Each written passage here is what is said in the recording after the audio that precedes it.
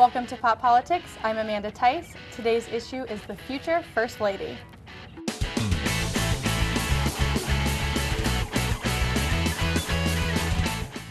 In the past, there have been many influential First Ladies.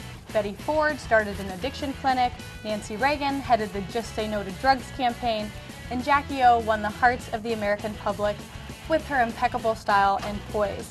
First Ladies have proven that they are more than just the wives of the president. We are here with Lauren Iannotti, who is the articles editor at Marie Claire, to discuss Michelle Obama and Cindy McCain. We felt Lauren was a great resource because of her background in news, politics, and international affairs. Lauren, why do you think that Michelle Obama and Cindy McCain can potentially be the next influential set of First Ladies? I think both of them are poised to totally break the paradigm of what a First Lady is. I think each person who's been First Lady has brought something to the office, if you can call it an office, but has brought something to the job, and I think that these two will bring something entirely new. What are you looking for in the next First Lady? Smart, intelligent, show men that they are not really the true rulers of the world. There should be like a First Lady that's more out there and independent and like speaks her mind, you know? Both of them there are aspects to both of them that can remind us of former First Ladies, but really they're both very, very different from anyone we've seen sort of walking beside the president before.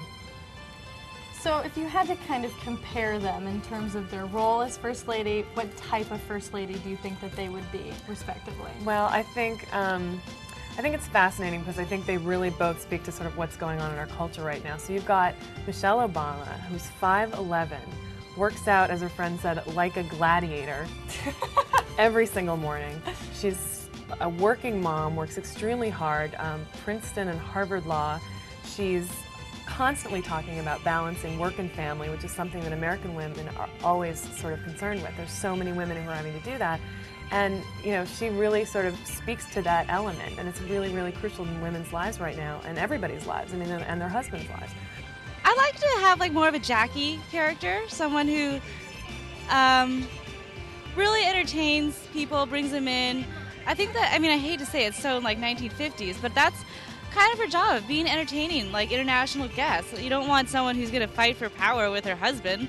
Cindy McCain, on the other hand, is someone who has dealt with addiction. She's dealt with a lot of personal problems and physical ailments, and she has a son who's in the military, and he's in Iraq, and she worries about him, and she's not, you know, afraid to like mention that, and that speaks to a lot of families around America. She is someone who is an intrepid philanthropist. She's not just somebody who she's obviously comes from money, but she doesn't throw money at a cause. She goes to Afghanistan. She's been to Darfur. She is not timid about being very much involved in sort of the really important affairs of the world. So this is really cool. I mean, what you've got are two kind of great, you know, possibilities here. You've got somebody who's either going to really represent working mothers, and you've got somebody who's going to be fighting around the world in these international causes. And I think each of them, in their way, would just like bring this sort of really exciting thing to the White House. I think it has to do with more of like women's rights. I would like her to focus on that. I think that women are just capable as men. Definitely handles her own affairs. Maybe start something new. I don't know what, but something. I really like the fact that they seem to be real people. I mean, sometimes in the past, First Ladies have seemed very stiff and quiet, and they don't really participate as much. But even if you look back to Eleanor Roosevelt, who kind of started civil rights movements for women, I mean, I think these women have the possibility of making a huge change in how women are viewed in America.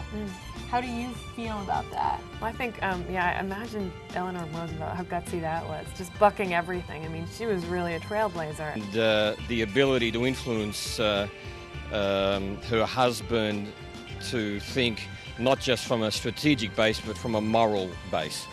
You know, but I do think that either one of those women, neither of them is gonna just sort of sit back and hold tea parties. I mean, neither of them. I mean, I think both of them will give the tour of the White House at Christmas, and you know, would do it, would enjoy it and do it with relish. But really, I mean, Michelle has said that. She's said that, you know, she was not a member of the sort of Senators' Wives Club. You know, she says she regretted it, but I don't believe her. I don't think she did. I think she's far more interested in having an effect on policy. And I know both of the candidates highly respect their wives' opinions, and they look to them for counsel regularly. So whether or not whether or not they're sitting in on cabinet meetings, they're definitely going to have some influence. And I don't think there's any doubt about that. If you look at either of these women, they're both forces of nature.